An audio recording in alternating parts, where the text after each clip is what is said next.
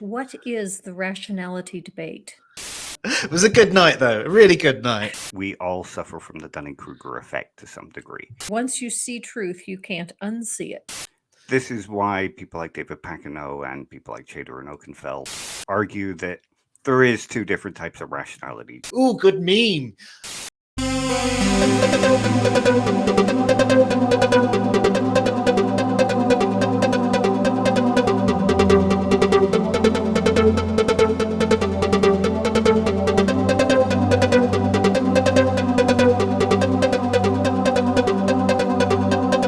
You mentioned the rationality debate. What is the rationality debate?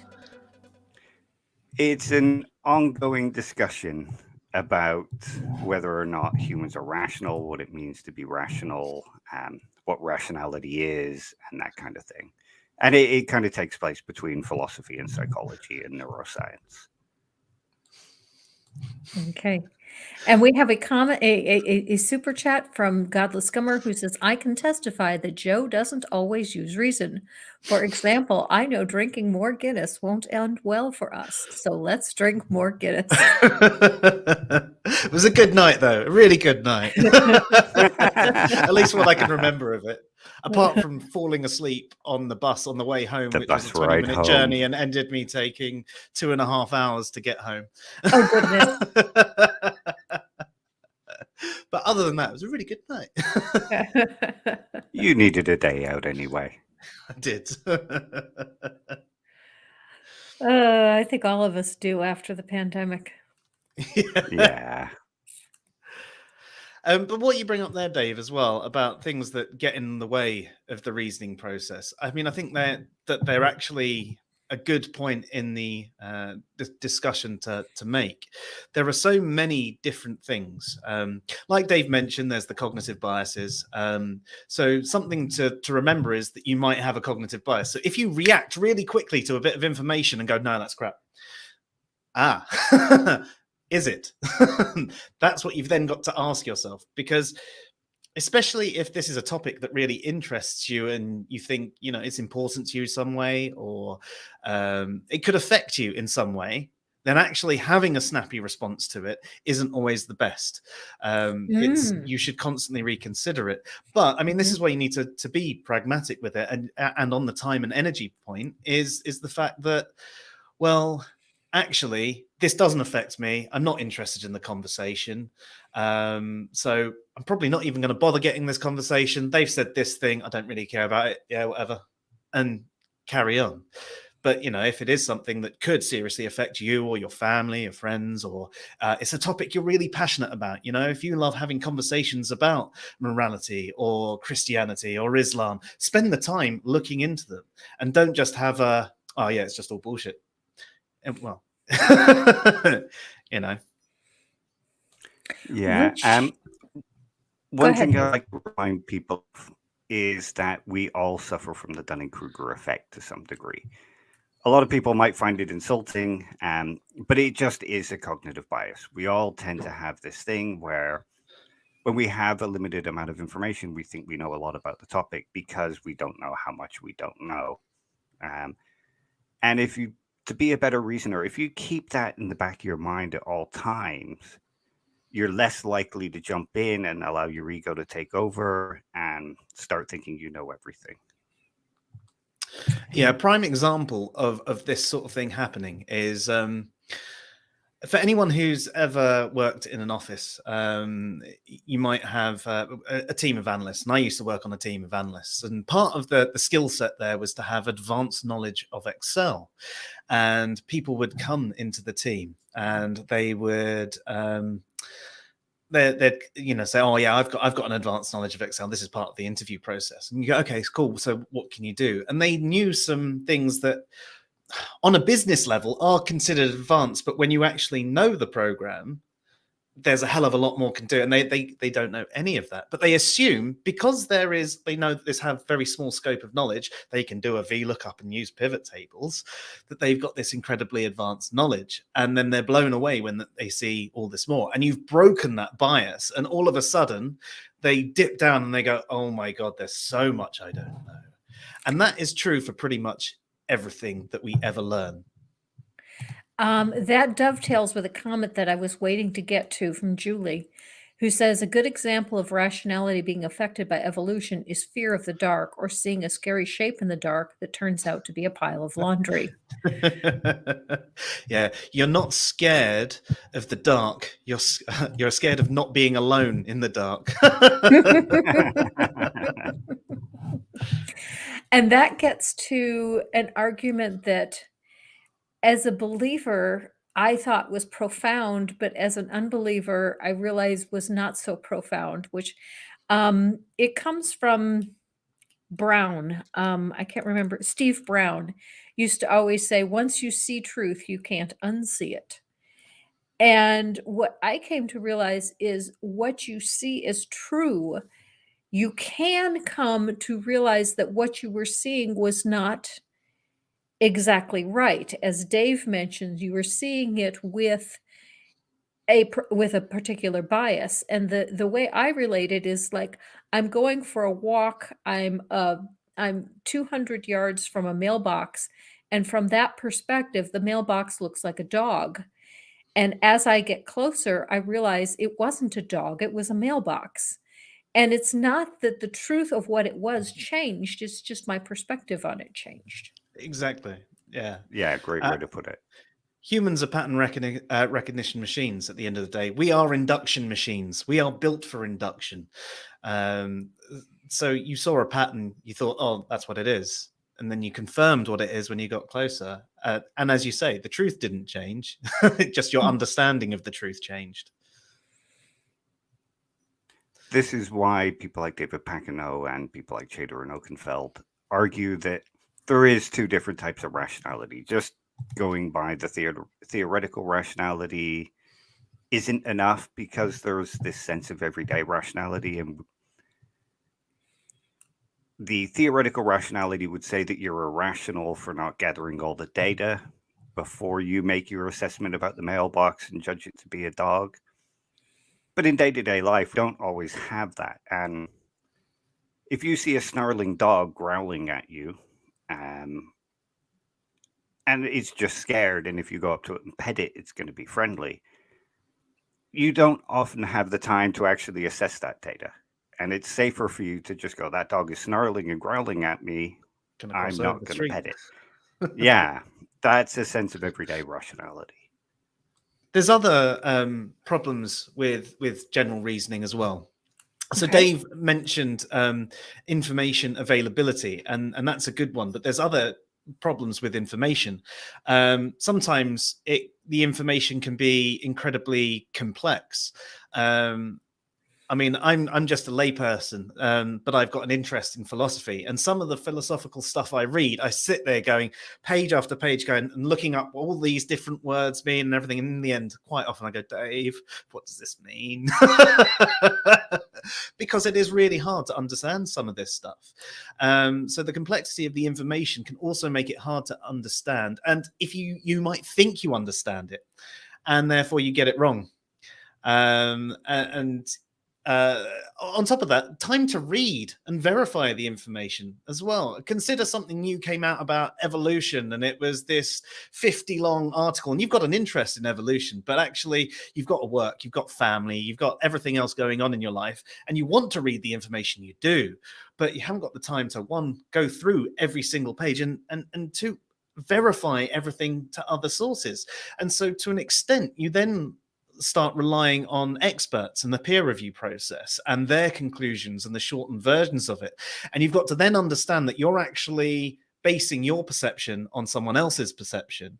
And hopefully they're an expert in that field, because then there's more chance that their perception is correct. And if there's a consensus of experts saying the same thing, then you can generally go, okay, so I can sort of accept their summary of this. And that's what we do day-to-day life. But then we have a problem when we start trusting these experts without remembering maybe they could be wrong, and then going and trusting them in things that they're not experts in. You know, if if you were to suddenly talk to, I don't know, Richard Dawkins or someone like that about plumbing, You know, he might not actually know anything about it, but heard this one thing from his mate, and he'll just go, "Oh yeah, just do that." You know, you just twist the thing with this wrench. You know, it's fine. And actually, that's the exact wrong thing to do. But you believe him because it's Richard Dawkins. Well, you know, he's not a specialist in this. You know, if it was some sort of evolutionary argument, especially if it's an older one, then fine. You know, it's fine to trust him, especially if there is that consensus. But on things that they're not experts in, but this is going back to the bias. You formed a bias to this person and you go, yes, they're always right about things. They're always right about science. They're always right about science. They're always right. I can trust them for anything. But it's natural for us to do. It's, again, bringing it back to that awareness. When you have that instant response to, oh, yes, I trust you. Oh, hang on. Why do I trust you? Oh, I trust you because of your experience in this, but that's got nothing to do with this. Maybe I need to take a step back and reconsider things. Yeah, that's why I kind of often really hate when people yell out argument from authority fallacy. Because most people are misusing it. It's perfectly fine to argue from like applicable authorities. Like if you say, well, evolutionary biologists argue this, people will say, well, that's an argument from authority, but you're not specifically saying it's true because of this. You're just simply using them as an authority because they're experts in their field. Yeah, it can be part of your set for your justification why you do it. You know, the bulk of experts think this way on this particular topic. The evidence says this. Bringing up an expert isn't, as Dave says, an argument from authority fallacy. You know, it's just part of your data set. And that's one of the things that I often see. Many people like to play fallacy bingo, especially on the atheist side. We you know, instead of engaging in the conversation, it's looking for what the fallacy is and going, you've made this one, you've made that one. But a fallacy is just an error in reasoning, and it doesn't necessarily mean the conclusion is false. And quite often, they misunderstand what the fallacy is as well. And they're getting the fallacy wrong. Straw man gets used so often to mean, well, I don't agree with you. And it's like, no, that's not what a straw man is. You know, you cite an expert, or you cite a ton of experts who on history, for example, and they go, well, you know, that's an argument from popularity or an argument from authority. You go, well, that's sort of how history works. The entire historical process is actually looking at all of the available information, and everyone's coming up to their own conclusions, and all the stuff that they agree on is generally taken to be, well, this is our best possible guess at history.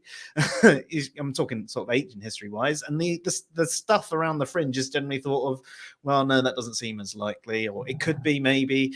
But that's just sort of how some of these things work. It's not the same as getting a scientific readout, doing an experiment on things. You can't do that with a lot of ancient history. You know, one thing that you brought up is something that I have observed over the decades, and I really have my hat off to the younger generation that is trying to grow up with the media bombardment that they have to face. When I was younger, I read a lot. I read all the time, and now I rarely read because I will sit down with a book and I get through 2 pages, and part of my mind is saying, "What's going on Twitter? Yeah. How many views have I had on my latest video?"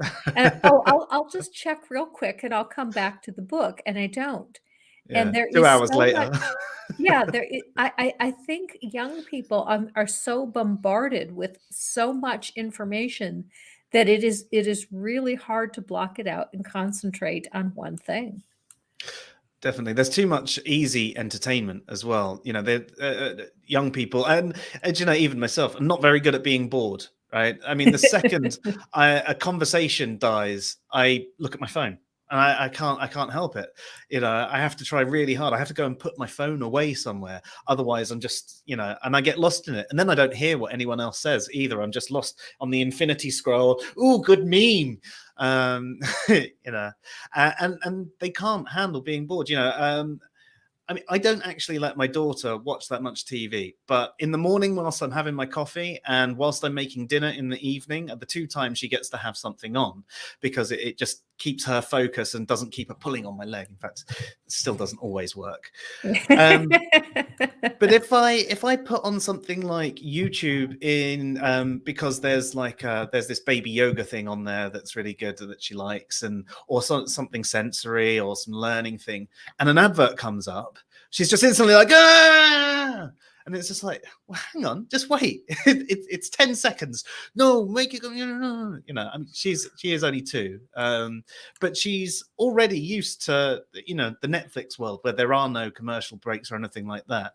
I mean, we used to have all of these commercial breaks in there. You'd only have 4 channels,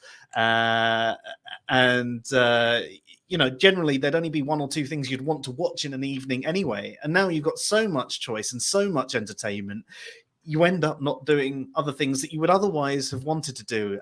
And like you, I used to read so much. I used to read book after book, mostly fiction, stuff like Terry Pratchett and all that. But I find it hard to get the time to do it now. I mean, a busy family, streaming, video editing, and all of that as well. I'm doing a lot. But when I do sit down and have a few minutes, like you, I go, ooh, I've got a comment on a video, or oh, new notification on Twitter. Oh, and then you get stuck in that infinity scroll. Like, I don't know how to get out of it. I've just actually downloaded a new screen for my phone that's supposed to be minimalist, and if you go into the app, it puts a timer on it and tells you when that time is up and tells you to actually get off. So you can jump into Twitter and go, I only want to be on Twitter for 5 minutes. And when it pops up with that message, you're like, okay. But so far, I haven't been strong enough to be okay. I just go, oh, just give me another 5 minutes. So it's not working yet. But I'm trying. Yes. I'm trying to get through Richard Dawkins' The God Delusion. And as I was reading the first chapter, I was just blown away because I've not read Dawkins before. And I'm in the mind of a genius here. And yet, even with this, you know, I'm only reading a few pages at a time. Yeah, I haven't read The God Delusion, but I did read The Selfish Gene. Or I should say, I read half The Selfish Gene and then left the plane on the book. But what I did read was really good. Plane on the book. The other way around. Version of it. Yeah.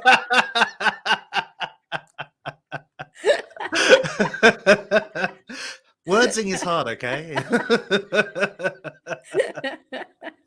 Well, it's very early in the morning. Yes, it is.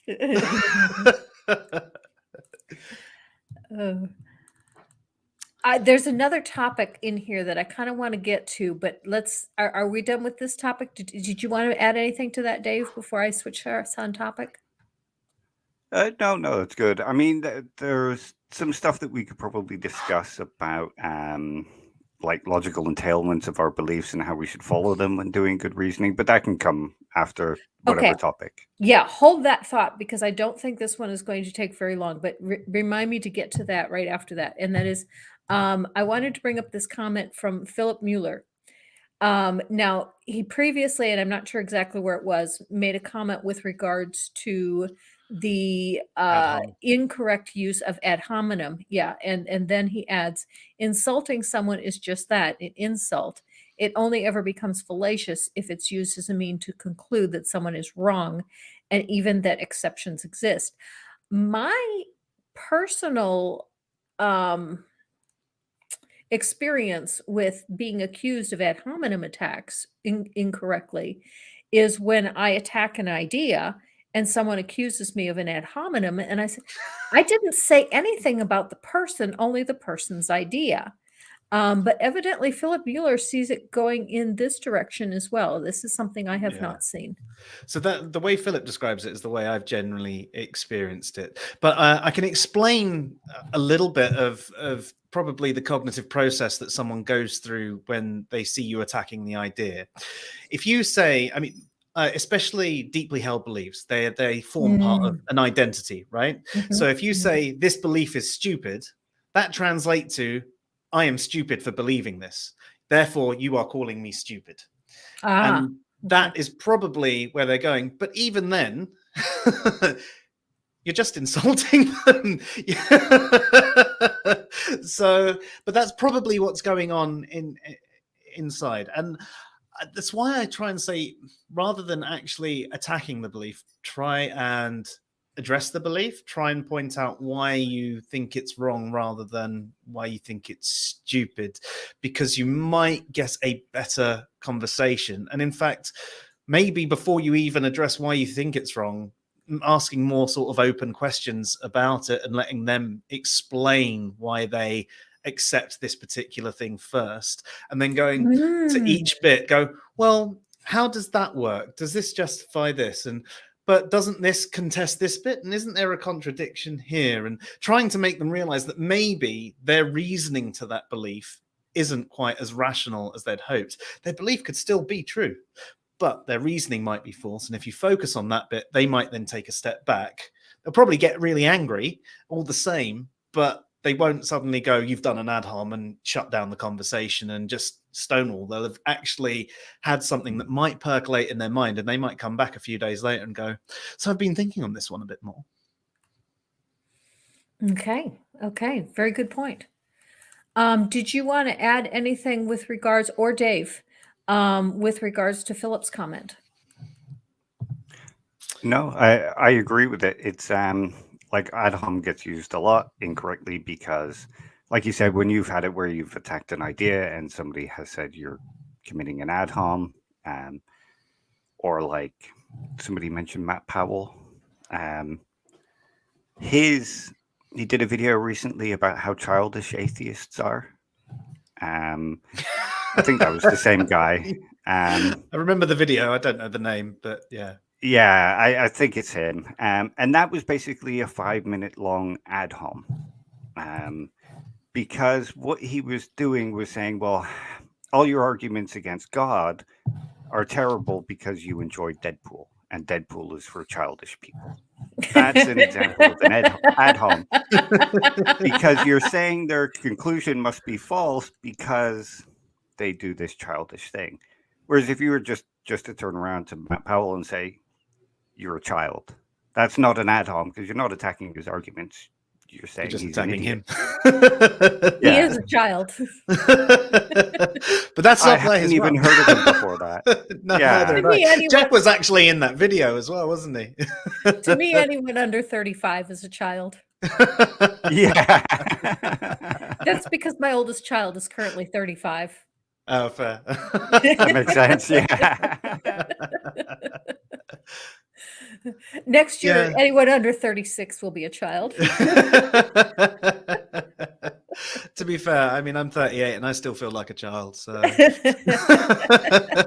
especially after shaving. Yeah.